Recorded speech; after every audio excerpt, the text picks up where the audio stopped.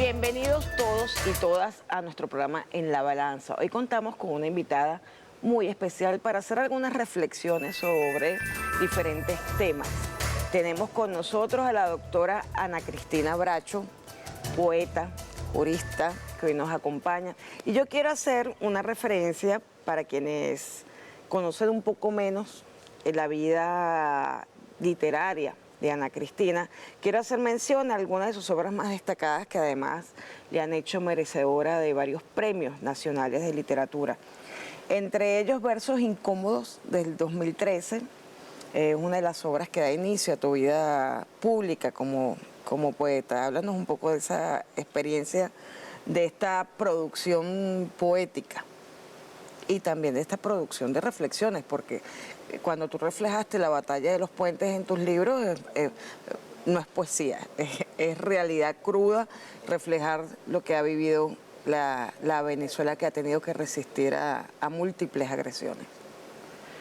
Bueno, ese es resultado de una historia. Yo vengo de un entorno donde había muchos escritores y empecé a escribir desde niña, la verdad. Y sin embargo nunca había pensado en publicar. Y por ese momento es la influencia de Lida Franco y otros escritores destacados del Zulia, que al morir uno de los personajes de ese entorno me dice, bueno, pero es que la gente dice que tú escribes, pero nunca lo has mostrado, ¿no? Y fue como una promesa publicar algo. Ese es un libro de la editorial El Perro y la Rana. En ese momento tenían capítulos regionales y fue una publicación que hizo el capítulo Zulia. Es un libro que refleja ese momento de mi vida que es como muy definitorio, y también pues de ese momento también en el país que estábamos viviendo, en el que estaba tan joven el proceso de la Revolución Bolivariana. Hay varios libros que además, digamos que dentro de tu trayectoria muestra una faceta importante de tu propia lucha personal. Uno de ellos es la lucha por la reivindicación de la feminidad. Entonces, el libro Mujer tenía que ser, a mí me encanta ese título y me encantó el libro. Yo he tenido la oportunidad de conocer tu obra y pues nada, o sea, esa forma jocosa de mostrar las fortalezas de la mujer, pero también hacer mención, digamos, de esa campaña que hubo con el tema Mujer tenías que ser, subestimando los talentos y los valores y las fortalezas de la mujer venezolana, precisamente la mujer venezolana, que además en estos últimos 20 y tantos años ha demostrado una fortaleza impresionante, sobre todo porque nos ha tocado resistir situaciones muy difíciles como la guerra económica, nos ha tocado resistir situaciones muy difíciles como la ruptura familiar, la ida de nuestros hijos a causa de la guerra económica, y levantarnos y construir la patria después de esos momentos tan críticos, de nudos tan críticos para la sociedad venezolana, realza la fortaleza de la mujer venezolana, de la madre venezolana, de la profesional venezolana, de la mujer en cualquiera de las facetas de la vida cotidiana. Háblanos un poco de esa experiencia también. Bueno, Mujer tenía que ser es un libro que recopila una columna que yo tuve para Épale Caracas, que se llamaba Mejor ni te cuento, y es el conjunto de biografías que hicimos buscando contarles, sobre todo a las jóvenes venezolanas, que había muchas maneras de ser mujer, y recopilar la memoria de una manera corta, especialmente de mujeres venezolanas. También hay otras grandes protagonistas de la historia universal. Y es producto del momento histórico. Eso empieza a hacerse antes de la pandemia, pero más o menos en esta época, porque estábamos viviendo una campaña muy fuerte de difamación de las mujeres venezolanas, y yo empiezo un proceso de reflexión sobre este tema, porque pocas veces lo decimos, pero cuando nos dicen, por ejemplo, que en Venezuela hubo una matanza mayor durante la guerra de independencia y la guerra federal, no nos dicen que el país siguió adelante. ¿Y quiénes lo sostuvieron? Lo sostuvieron las mujeres. Tú revisas la data que presenta por ejemplo, el Instituto Nacional de Estadística, y te dice que el 70% de los hogares de Venezuela están sostenidos solamente por una figura femenina, una madre que sostiene a sus hijos. Entonces este es un país hecho por las mujeres, en las que las mujeres tienen pocos reflejos de quienes hemos sido a lo largo de la historia. Y por ejemplo, un personaje que está en ese libro, pero que fue como parte del inicio de esa búsqueda, es José Joaquina Sánchez. ¿Por qué? Porque ella era la esposa de España, el de la conspiración de Gual y España, y pocos, si no somos de La Guaira, sabemos de ella algo más, que fue la madre, porque fue con sus manos que se tejió la primera bandera de Venezuela. Sin embargo, cuando revisamos la historia, por lo menos contada por Carmen Clemente de Travieso, en realidad Carmen Clemente de Travieso piensa que Josefa Joaquina es quien mete a España a la conspiración, a esas primeras conspiraciones que hubo por la independencia de Venezuela. Entonces tú comienzas a darte cuenta de la necesidad de una historia de nuestras mujeres, que están desde esas grandes mujeres de la historia de Venezuela, donde está ella, está Ana María Campos, está Juana la Avanzadora, está tantas como ellas, pero también Luisa Cáceres de Arismendi, etcétera, pero las mujeres más cotidianas que también han estado. Incluso te das cuenta de que detrás de Simón Bolívar también las grandes figuras que no nos han contado tanto son las mujeres, porque está la Negra Matea, pero también están las figuras dentro de su familia, como la tía Josefa del Libertador, que era la esposa de Rivas, y que es una mujer que una vez que matan a José Félix Rivas, decide que no va a volver a hablar hasta que Venezuela recupere la independencia. Y Bolívar, cuando pierde la república y vuelve, intenta hacer que la tía vuelva a hablar, vuelva a salir, y la tía dice que no hasta que la independencia sea definitiva. Y esa resistencia que está en la historia, que está en los genes, que está en la cotidianidad, merecía un espacio. Eso genera que yo gane el Premio Nacional de Periodismo, y Ricardo Romero, que es un editor, me dice: yo creo que esto es un libro que tú escribiste por capítulos, y hacemos esa idea de convertirlo en un libro que produce Badel Hermanos, que ha tenido algún éxito editorial y que sobre todo tiene esa oferta, ¿no?, de decirle: mira, así son las mujeres de Venezuela, y también ver otras cosas. Por ejemplo, que Marie Curie, de quien hablamos tanto como científica, bueno, Marie Curie estuvo a punto de perder todo porque tuvo un amante. Porque el amor, las dudas, los caminos no derechos también forman parte de la humanidad y de las complejidades que tienen las personas. Y es normal, porque a veces creemos, bueno, si una mujer tiene un capítulo del que no podría mostrarlo en una galería, pues no vale. Pues no, la vida es mucho más complicada que eso. Pues estamos hablando de un espacio interesante porque además refieres a algo, o sea, lo que uno conoce como... es una reflexión siempre que uno tiene presente, que es que Dios escribe derechos sobre líneas torcidas, ¿no? En estos escenarios que son un poco convulsos, donde hay tantas situaciones complejas, el saber que en la historia, en la genética histórica de Venezuela, existen tantas mujeres levantando la cara, construyendo la patria, eso nos satisface, y además contárselo al mundo es muy satisfactorio. Y en este momento también pues nos toca. No hemos dejado de ser las mujeres, digamos, quienes estamos construyendo la patria, construyendo una nueva humanidad. En ese sentido, nosotros que somos por vocación constructoras de paz, defensoras de los derechos humanos, en tu caso también, porque además has desarrollado académicamente el área de los derechos humanos, y en mi caso también, pues nosotros nos toca una tarea importante. En este programa, entre otras cosas, es hablar también de cómo construir la paz y hablar de los valores y las virtudes que nos permiten pensar la paz y construir la paz. Nosotros en este momento atravesamos una situación en la que luego del 3 de enero, del ataque inclemente a Venezuela, del secuestro del presidente Nicolás Maduro y de la diputada Cilia Flores, pues se hace un planteamiento que se repite a lo largo del proceso bolivariano, que es buscar mecanismos de diálogo político, de reconciliación, de encuentro, y en ese sentido pues las mujeres han tenido una figura predominante en esos espacios de diálogo. En este momento la presidenta encargada ha llevado la batuta de esta nueva fase de diálogo político, de encuentro, de reconciliación, de tejer la sociedad que hemos venido soñando y construyendo. No es nada nuevo, decías tú el otro día, es que esto no nace el 3. Nosotros venimos hablando del diálogo político, venimos construyendo el diálogo y trayendo a diversos sectores a la defensa de la integridad, del derecho internacional, del proyecto histórico desde hace mucho tiempo. Háblanos un poco de eso porque, digamos, nos gustaría escuchar tu reflexión. Ciertamente en Venezuela el proceso que hemos vivido es un proceso de diálogo. Hay que recordar que desde el comienzo del gobierno del comandante Chávez hubo un proceso que siempre llevó a una mesa de entendimiento, un proceso de convivencia.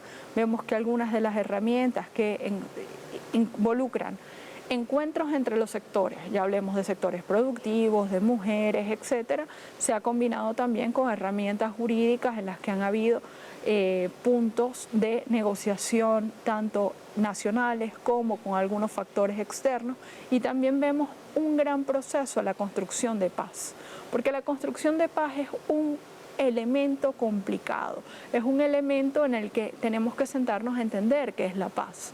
Y la paz, hace ya mucho tiempo, se entiende como algo mucho más denso que simplemente la ausencia de conflicto. La paz es un estado en el cual tenemos un funcionamiento institucional, tenemos derechos humanos, tenemos unas garantías jurídicas mínimas y también tenemos la posibilidad de tener elementos y beneficios del desarrollo, del progreso, de los ciclos económicos para la población. Ese concepto en el cual nosotros tenemos de paz como un estado de cosas que son favorables a la mayoría de la población lleva a la idea de que la paz se construye. Si la paz se construye no es simplemente que la paz se decreta, sino que hay que ir tejiendo puntos de uniones, mejorías institucionales, tenemos que ir estableciendo un modo de convivir y hay que lograr garantizar elementos como la justicia, que a su vez va a tener un concepto mucho más amplio que simplemente el acto que dicta un tribunal para transformarse en una manera en la que se dividen los bienes que hay dentro de una sociedad, pero también una manera en la que se restaura si hay un daño, se repara si hay un daño, se promete un nuevo estado de cosas que sea aceptable para las partes. Entonces, todos estos procesos los hemos visto ocurrir, tenemos que además contextualizarnos, porque a diferencia de lo que podíamos creer si solamente leyéramos lo jurídico, el mundo no ha avanzado a un estadio de mayor paz, el mundo ha avanzado a un estadio de mayor nivel de conflicto. Tienes conflictos que los puedes leer o que están relacionados con las fases migratorias, que a su vez están causadas con la crisis climática. Estamos en el marco de que se está hablando de una crisis civilizatoria y eso nos ubica a nosotros como parte de un esfuerzo por preservar la paz dentro en un entorno que no es necesariamente favorable a la fórmula de paz. Entonces, ese proceso lo hemos visto, lo vemos sí. Tomamos en cuenta las amnistías y llamados al diálogo del presidente Chávez, lo vemos si hacemos un histórico de los llamados al diálogo, los procesos de amnistía que se dan con el presidente Nicolás Maduro y cómo ahora, en este momento que surge desde el 3 de enero, la construcción de paz ha estado central, un punto ineludible de la mesa y se han buscado mantener todos los viejos escenarios e incluso abrir nuevos escenarios para esa convocatoria de todos los sectores con esa agenda clara. ¿Cuál es la agenda clara? Bueno, la recuperación de activos, el levantamiento de sanciones, la resolución de conflictos a través de la institucionalidad venezolana y un nuevo marco de relaciones internacionales. Así es. Nos vamos a ir a un corto momentito y volvemos en la balanza con la doctora Ana Cristina Bracho.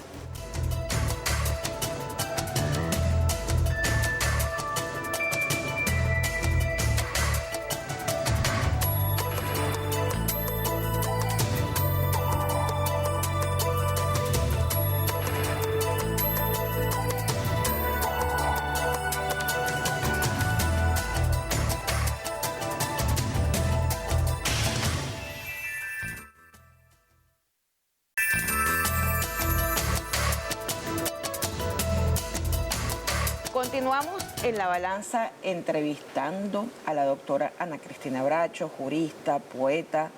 Tiene diversas obras, habíamos hablado en el primer segmento de las obras en relación a su trayectoria poética, también a su trayectoria literaria. Los premios, además merecidos, estamos hablando del Premio Nacional de Periodismo, Premio Aníbal Nazoa. Entonces estamos disfrutando de alguien que tiene una capacidad extraordinaria para la reflexión y la reflexión profunda. En este momento, doctora Ana Cristina, nosotros estamos también recibiendo la propuesta nuevamente de profundizar en un tema que es fundamental, que es reorganizar y pensar el sistema de justicia. Tú habías hecho referencia en el anterior segmento, o sea, nosotros desde el 99, cuando se propuso la constituyente, el primer decreto de la Asamblea Nacional Constituyente fue precisamente decretar la emergencia judicial. ¿Por qué ocurre en una sociedad estas situaciones? Uno, porque las sociedades van avanzando y van requiriendo actualizar el sistema de justicia a los valores y al tipo de sociedad que quieren construir.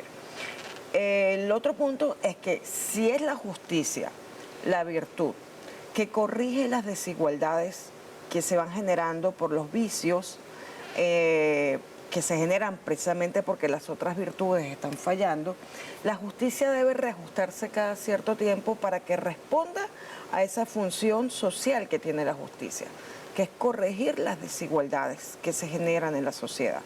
Entonces, digamos que nosotros en este proceso, la Revolución Bolivariana, el proceso a partir de la Constitución del 99, ha meritado momentos de reajustes del sistema, pero yo creo que todavía hay dos elementos fundamentales que no hemos profundizado en la reflexión. Uno es la educación para formar republicanos. Nosotros no hemos todavía dado en el corazón de los fundamentos para construir ese modelo educativo pedagógico para formar republicanos. Y el otro es profundizar no solamente en la organización y control del sistema de justicia, sino profundizar en el contenido de los derechos, que es fundamental. Por ejemplo, y perdona que me extienda, pero es que es un tema que a mí me apasiona y a ti también, y nos apasiona mutuamente, y hemos trabajado en esos espacios mucho. Es el tema, por ejemplo, de construir qué derecho penal queremos tener en función del tipo de sociedad que queremos tener. Entonces, esa visión punitiva, castigadora, que Foucault nos la hizo de alguna manera ver, reflexionar en aquella obra extraordinaria de Vigilar y Castigar, que dice, no necesariamente el castigo persuade a la persona de la comisión de los delitos. No necesariamente el castigo corrige conductas delictivas. Tiene que haber otros métodos, y esos métodos y esos digamos, ese análisis, ese contenido del derecho penal tiene que ser muy reflexionado en función de qué tipo de sociedad queremos. ¿Queremos una sociedad, como dice la Constitución, que rehabilite? Si queremos una sociedad que rehabilite, que inserte, tenemos que darle vuelta al sistema penal y al derecho penal. Es un tema denso. Yo creo que es un momento interesante porque podemos ir al fondo y recuperar cosas que ya se han venido haciendo y también entrar en contexto de una materia que le cuesta a todos los estados. La primera cosa es que el derecho penal, el tema de la justicia, es un tema difícil para todos los estados. La Constitución de Venezuela se pone además una meta bien ambiciosa cuando dice, primero, que todos los ciudadanos y todas las ciudadanas forman parte del sistema de justicia.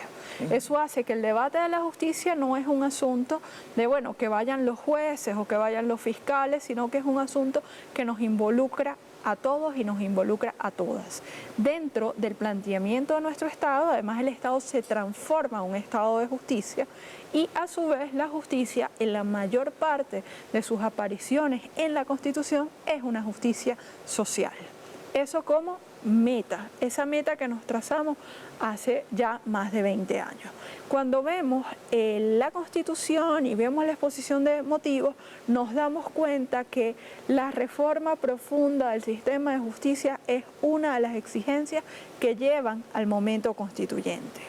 ¿Y por qué llevan el momento constituyente? Porque se busca que a través de las leyes se corrija que la experiencia de los ciudadanos en el aparato de justicia depende de factores tales como su condición de clase. En la mayor parte, las personas de clase media y alta van a tribunales civiles, mercantiles y resuelven conflictos, y las personas de clases inferiores tienen un contacto con la justicia que está más relacionado con lo penal, y ahí es donde hablamos, que lo decía la presidenta encargada, del problema a corregir de esa criminalización de la pobreza, en la cual se han venido haciendo esfuerzos, y eso lo vemos, por ejemplo, en una decongestión del sistema de justicia en relación a años anteriores, pero no hemos llegado realmente al estado en el que debemos estar. Entonces, ese tema es complicado. El presente del tema de la justicia tiene primero una entidad en la que la justicia es un derecho en sí mismo, pero también, como decías, la garantía de los otros, y a su vez la justicia es uno de los temas más impactados por las innovaciones tecnológicas. ¿Queremos una justicia con inteligencia artificial o no? ¿Cuáles son los efectos de la tecnología? ¿Nos sirve para que los juicios sean más rápidos o realmente afectan el derecho a defenderse y a las presunciones de la gente? El principio de mediación y el conocer al ser humano. Y luego vamos a que los estados se mantienen en realidad sobre unos grandes códigos. Siempre hablamos de la Constitución, pero el segundo gran código de un país es el Código Penal, porque es el que hace las obliga y castiga. Claro, pero al mismo tiempo determina cuáles son las conductas prohibidas e impone una sanción a través de esto. Y cuando vemos, por ejemplo, el derecho internacional de los derechos humanos, vemos que los grandes debates siguen estando en cómo castigamos. ¿Realmente se puede castigar de cualquier manera? Y vemos qué ha pasado en la historia republicana con el Código Penal. Porque no hablemos de estos 20 años, hablemos de los 200 años, los más de 200 años de historia que tiene Venezuela y las complejidades para adoptar un nuevo Código Penal. El modelo que nosotros tomamos, que es un modelo italiano que fuimos enmendando, y las reformas sucesivas que no nos han llevado a un instrumento que esté acorde a cuáles son los bienes jurídicos principalmente tutelados, porque uno pensaría que no podría existir ninguna conducta más grave que la afronta a la vida, que el homicidio, pero las sucesivas reformas han hecho que hayan conductas que son más graves y que estas penas no son las mayores. Entonces este es un gran debate, es un debate que implica qué entendemos por justicia, cómo nos involucramos. ¿Y cuál va a ser el orden en los bienes jurídicos a proteger? Exacto, en el caso de la sociedad que queremos construir. Esa tabla de penas, cuáles son las penas útiles, porque recordemos que el derecho penal además es la traducción civil de un pensamiento religioso que piensa que si tú generaste un daño hay que generarte un daño, y no necesariamente esto, como observabas, va a traer que la gente no lo cometa, ni va a significar una mejoría para las víctimas, que es un gran tema en la actualidad. En la actualidad aparece un sujeto que es la víctima, que es titular de derechos, que tiene derecho a la reparación, por ejemplo. Y esos debates no se han incorporado del todo. Hay un llamado a que se incorpore esas nuevas visiones sobre el sistema de justicia que pasa por pensar lo normativo. ¿Qué normas tenemos en lo procedimental? ¿Qué normas tenemos en el fondo? ¿Qué sistema necesitamos? ¿Cuántos tribunales nuevos necesitamos por una población nueva? Tomamos el ejemplo, hay más diputados porque creció la población. Se necesitan nuevos tribunales porque creció la población. Ese es un debate que hay que llevar. Luego, ¿los tribunales son suficientes o no lo son? ¿Cuál es la tecnología que deben utilizar? Es interesante que veamos, por ejemplo, cómo en América Latina ya han habido debates de estaría bien que los tribunales utilicen inteligencia artificial para lo que llamamos los meros trámites, esas notificaciones, esos actos en los que no hay que entrar a un proceso de juicios realmente. ¿Y cómo hacemos ese proceso de juicio? ¿Quiénes son los jueces? ¿Cómo los seleccionamos? Eso también nos abre toda una ventana. Vemos, por ejemplo, la intensa reforma judicial mexicana en la que se ha puesto sobre la tela que si bien todo el poder público debe buscar la democracia, pues el poder judicial es un poder en el que no se eligen directamente los jueces y los jueces en realidad son profesionales de una sola carrera. Eso está bien, solo se necesita saber derecho. O podríamos necesitar otros tipos de jueces, por ejemplo, en materia de arbitraje y materias económicas muy especializadas. ¿Realmente es un juez, es un abogado la figura más idónea o sería realmente un gran técnico en estos temas? Todo eso se debate al día de hoy en materia de justicia y tenemos que entrar sin miedo a esos debates. Así es. Hay un punto también que es interesante, que es cómo también comprendemos el alcance de la justicia, porque ciertamente, tú lo has dicho, la Constitución establece, somos un Estado de Derecho y de justicia, que es un elemento que va más allá de la mera aplicación de normas, porque ciertamente un Estado de Derecho es un Estado donde hay una plataforma legislativa importante, donde hay una aplicación de normas y un control jurisdiccional sobre la aplicación de normas, pero cuando hablamos de justicia, vamos más allá. Es, como tú dices, es ambicioso perseguir realmente esa corrección de las desigualdades, que a veces el derecho no lo logra. Por eso quizás también el planteamiento tuyo, bueno, cuando hablamos de inteligencia artificial, sí, podemos hablar de inteligencia artificial para resolver, ahorrar tiempo en situaciones de mero trámite, pero cuando hablas de analizar al sujeto, de aplicar máximas de la experiencia, ya tú no puedes hacer uso de la inteligencia artificial, porque tienes que ir a lo subjetivo, porque si tú quieres realmente alcanzar justicia, tienes que comprender a ese ser humano en su contexto, en su realidad familiar, en su realidad, en su trayectoria dentro de su historia, y eso la inteligencia artificial no lo favorece. Yo creo que una justicia más humana, que reconozca y entienda y vea a la cara del sujeto, es lo que siempre hemos intentado procurar, sobre todo entendiendo que, bueno, hay principios como el de inmediación que debería mantenerse en esta discusión y garantizarse, porque es una forma. Yo recuerdo en algún momento, por ejemplo, situaciones en las que tú ves en el expediente que todos los elementos pueden incriminar a alguien en un robo, y cuando la persona llega al estrado resulta que la persona tiene una discapacidad que hacía imposible esa discapacidad porque no se puede mover para que ella ejecutara directamente algunas conductas que estaban vinculadas a esa imputación que se le había hecho de violencia, de robo en ese caso.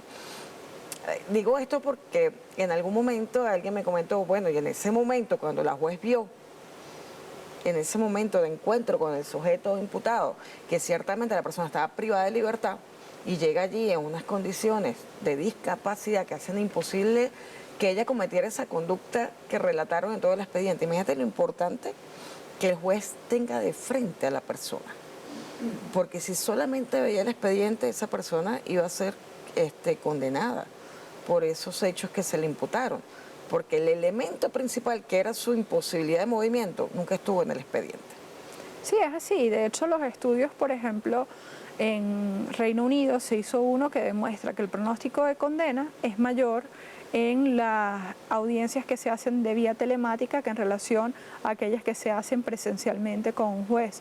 Y estos son elementos que hay que ir analizando y que nos tienen que, sobre todo, ubicar en qué justicia queremos, cuál es el sistema en el que nosotros apostamos, que sin duda yo creo que es una justicia de hechos, ¿no? Que la responsabilidad esté en relación a lo que se hizo y que hayan unas máximas democráticas de cómo se hace ese procedimiento, que es un esmero de muchos años, pero es un trabajo muy largo. A mí siempre me gusta observar cómo, por ejemplo, en materia de garantías de derechos humanos tenemos que recordar que su plena, universal garantía sigue siendo un anhelo y que hay que trabajar hacia allá casi como una utopía, porque a veces nos manejan el tema como si hubiesen estados que han logrado la perfección de los sistemas y esos estados no existen. A veces es que son estados que se revisan menos, porque la revisión de estos estándares tiene que ver con aquello que los estados suscriben, con que si se tienen que someter, por ejemplo, en la Unión Europea para obtener algún tipo de beneficio, a veces hay que pasar por una evaluación que no pasan aquellos que dan los beneficios. Entonces todos estos juegos forman parte de esto y por eso a mí me gusta recordar que en ese estado de justicia todos los ciudadanos y ciudadanas son llamados a actuar, ya sea por la figura de los jueces de paz comunal, ya sea por las figuras de participación y contraloría dentro del sistema de justicia, ya sea por seguramente entrar a los debates que se van a abrir en las reformas que tengan que hacerse legislativamente, porque recordemos la importancia del proceso de la consulta parlamentaria que acompañará las leyes que hayan que hacer para ajustar tanto el edificio como el contenido de lo que entendemos por justicia. Así es. Nos vamos a ir a una pausa y continuamos conversando con la doctora Ana Cristina Bracho.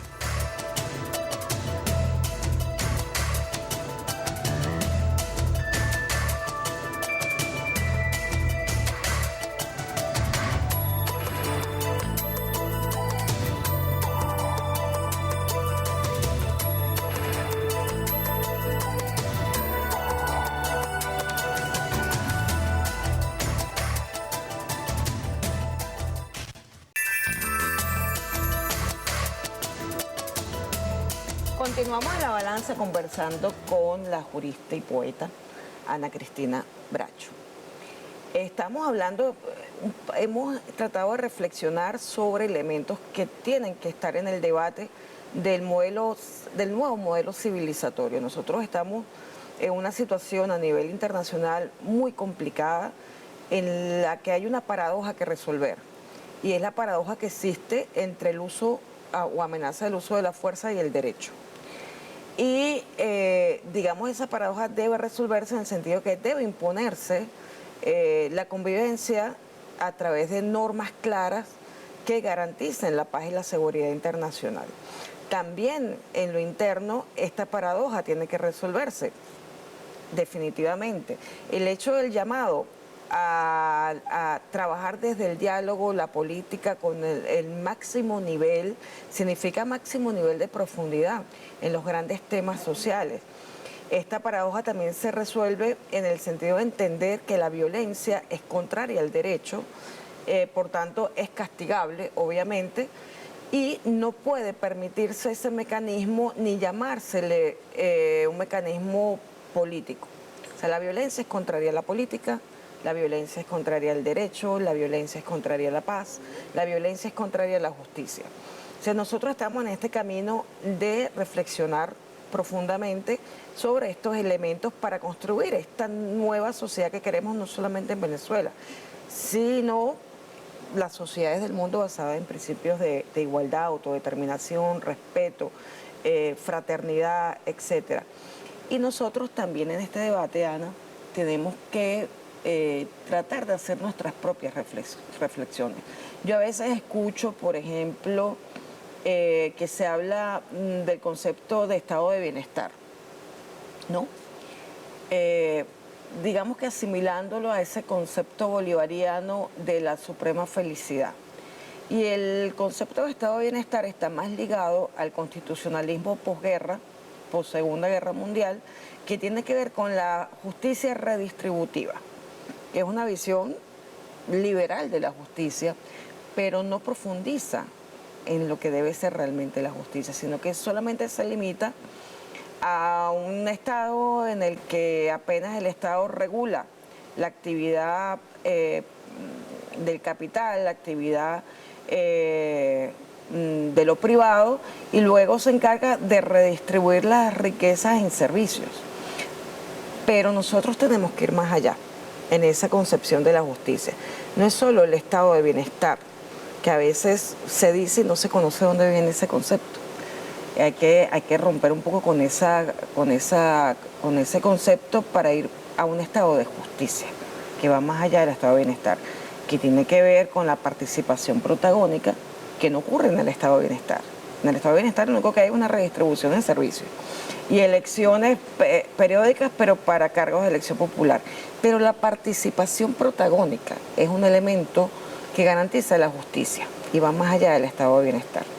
Y es un elemento que sigue estando presente en este momento, en el entendido que nosotros tenemos que fortalecer todo el tejido organizativo del pueblo venezolano para resolver los grandes problemas y llevar adelante también grandes proyectos desde lo pequeño para construir esa situación de suprema felicidad. Entonces, ¿cómo plantear el tema? Porque ciertamente el debate de la justicia social también pasa por entender que no es la justicia social solamente la redistribución de riqueza, es la justicia de la participación política y protagónica del pueblo, que es lo que hemos estado construyendo. Y bueno, así ese nuevo tejido, ese nuevo modelo civilizatorio vamos. Háblanos un poco de tu opinión al respecto. Ciertamente son varios temas, ¿no?, en los que Venezuela se encuentra una lógica de resistencia, porque estamos en un momento en el que ese estado de bienestar, en ese orden de la posguerra, de la Segunda Guerra Mundial, hemos avanzado hacia una precarización tanto de las prestaciones reales que dan los estados a sus ciudadanos, hablemos de Europa, hablemos de Estados Unidos, como también de las normas infranqueables del derecho internacional que daban algún nivel quizás mínimo de estabilidad, que ya el mundo no está exactamente en ese momento y avanza hacia un lugar que todavía no podemos determinar exactamente cuál es.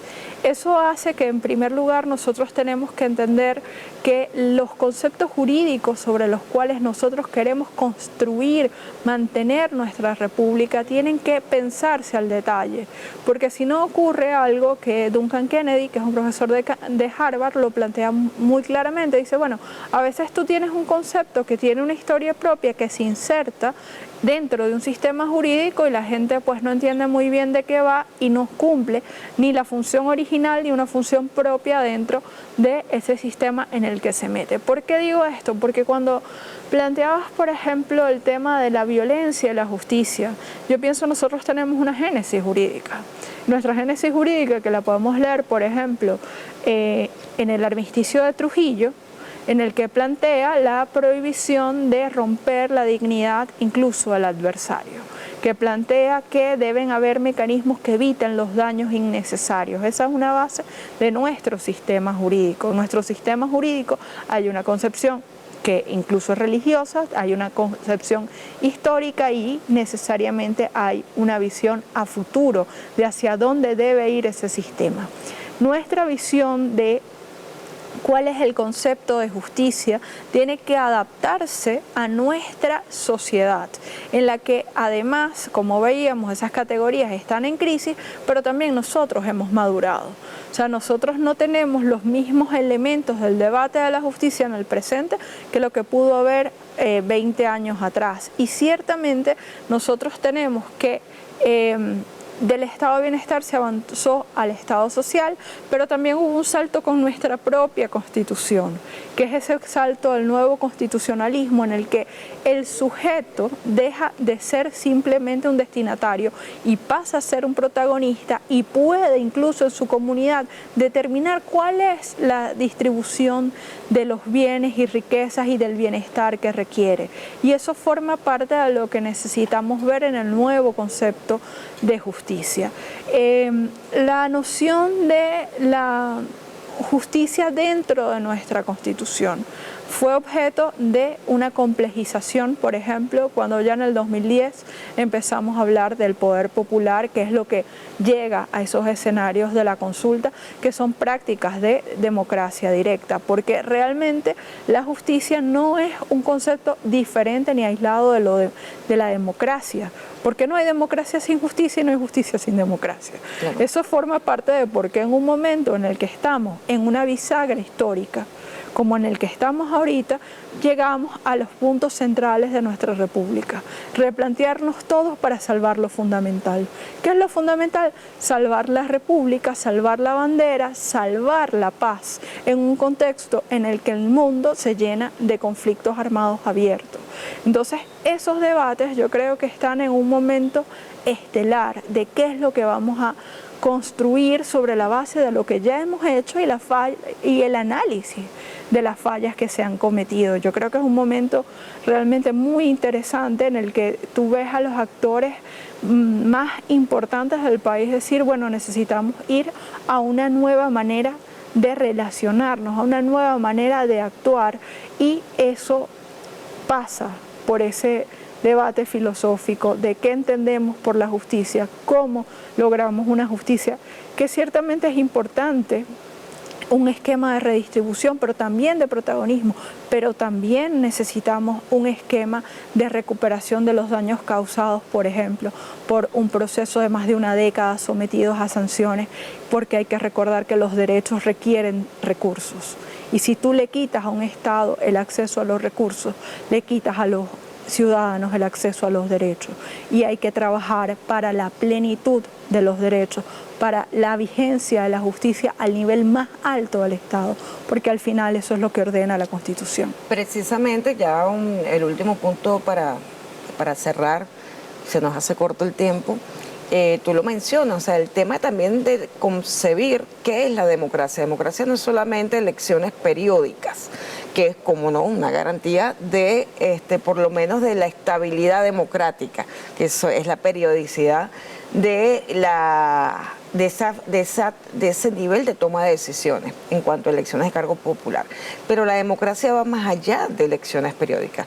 La democracia tiene que ver con la garantía de los derechos que de alguna manera el Estado tiene la responsabilidad, porque tiene la primera responsabilidad de garantizarlo, y más en nuestra Constitución, y que en este momento se encuentra debilitado, como tú lo has dicho, por un bloqueo criminal contra Venezuela, que ya tiene más de una década, como también lo has reseñado. Es decir, en ese debate sobre el tema democrático, cuando uno escucha a sectores de la oposición, algunos de ellos ya han reflexionado y han profundizado en el tema, otros todavía no llegan al centro del debate, que es el tema de cómo todos los factores de la sociedad venezolana tienen que trabajar en función de garantizar la democracia.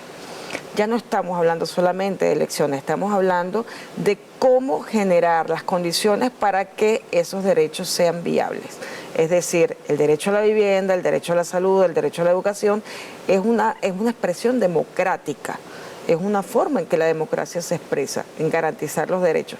Si todos sumamos para exigir que se levante el bloqueo y poder construir esa posibilidad, entonces todos estamos entendiéndonos en términos democráticos.